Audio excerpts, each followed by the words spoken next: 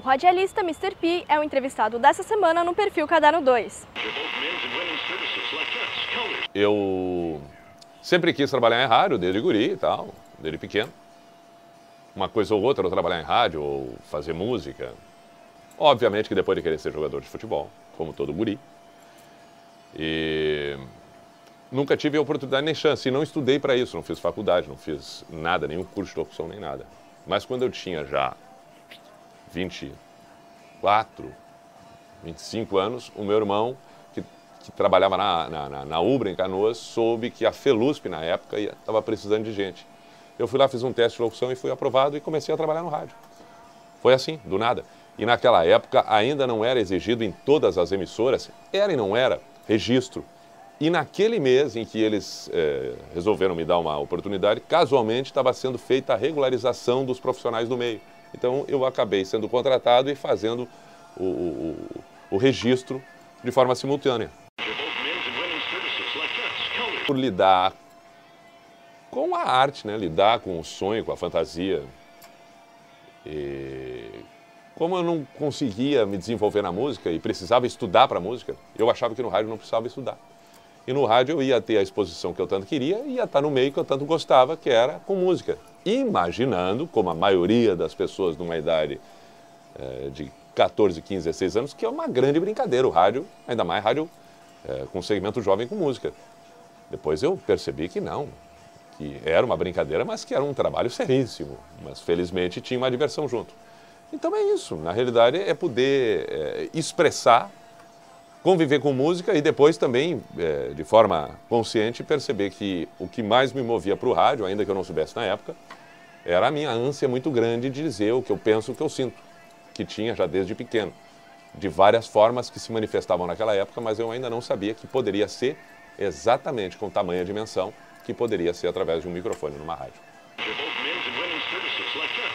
Antes, lá no início, quando eu era guri, que eu queria trabalhar em rádio, eu já ouvia rádio. E casualmente eu era ouvinte da Atlântida, eu não era ouvinte de nenhuma outra rádio, só ouvia Atlântida, apaixonado pela Atlântida. E de madrugada eu nunca consegui dormir, aquelas coisas de adolescente, com insônia, com trocentas mil perguntas, com 400 mil dúvidas, da onde eu vim, para onde eu vou, o que eu faço, o que eu não faço, por que eu sou assim, eu gostaria de ser assado, todas as coisas possíveis e imagináveis de todo adolescente, uns mais, outros menos, no meu caso, muito mais. E aí eu ficava madrugadas acordado. E quando eu ficava de madrugada acordado querendo ouvir música, ou querendo ouvir rádio, eu queria alguma coisa, ou alguém que me desse mais do que uma baladinha, uma música lenta que me deixava mais deprimido do que eu já estava. Eu já estava querendo cortar os pulsos. Aí ligava o rádio e estava tocando uma balada, uma música lenta. Aí eu pensava, pelo amor de Deus, quem está dormindo não está ouvindo rádio. Quem está trabalhando está acordado. Quem está com insônia e não consegue dormir, que sou eu, quero alguma coisa viva. Por que a música lenta? Para quem está dormindo, mas não vai acordar quem está dormindo, porque a pessoa não vai ligar o rádio para ouvir, ela já está dormindo. E isso me fez pensar já naquela época que a madrugada tinha que ter tanta vida quanto o dia, porque quem estava acordado de madrugada tinha tanta vida quanto quem vivia durante o dia trabalhando, vivendo, se divertindo, estudando, fazendo qualquer coisa. Passado o tempo, depois que eu já estava trabalhando no rádio, numa viagem, quando eu coordenava a Atlântida Caxias, há 18, 17 anos atrás, eu comentei na época com o coordenador da rádio, o Gerson Ponte, dessa minha vontade de fazer um programa de madrugada onde pudesse ter música qualquer, assunto qualquer, de uma forma qualquer, mas que tivesse vida. Passado um tempo, 1, 2 anos depois, quando eu saí da coordenação da Atlântida Caxias, ele perguntou se eu estava a fim de fazer. Eu disse que sim. Eles me jogaram para dentro do estúdio, botaram um sanduíche por baixo da porta, trancaram a porta e me deixaram trancado da meia-noite às 6, dizendo, faz o que tu quiser. Fiz o que eu quis e deu no que deu. Pijama até hoje, com 15 anos na Atlântida.